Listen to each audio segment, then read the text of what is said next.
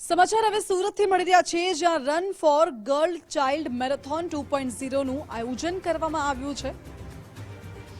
આ મેરેથોનના કાર્યક્રમમાં આઈસીસીના ચેરમેન જય શાહે વિશેષ ઉપસ્થિત રહીને કાર્યક્રમમાં ઉત્સાહ અને ઉમંગ વધાર્યો હતો।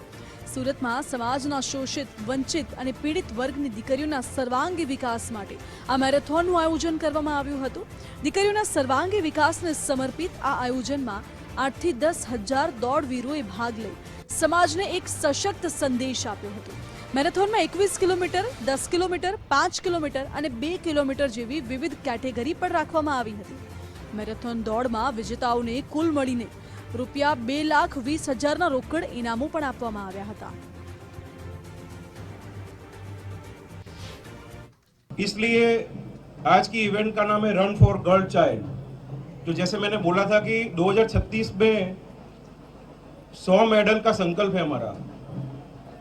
8 से 100 में से 10 गुजरात के मेडल, लेकिन 10 में से 2 मेडल हमारी महिला पक्का जीतेगी, उसका मेरे को पूरा भरोसा है। फिर से आप सब इतनी बड़ी संख्या में आए और मैं आपके और दौड़ के बीच में ज़्यादा रहना नहीं चाहता। मेरे को मालूम है कि आप सब दौड़ने के लिए तैयार हो।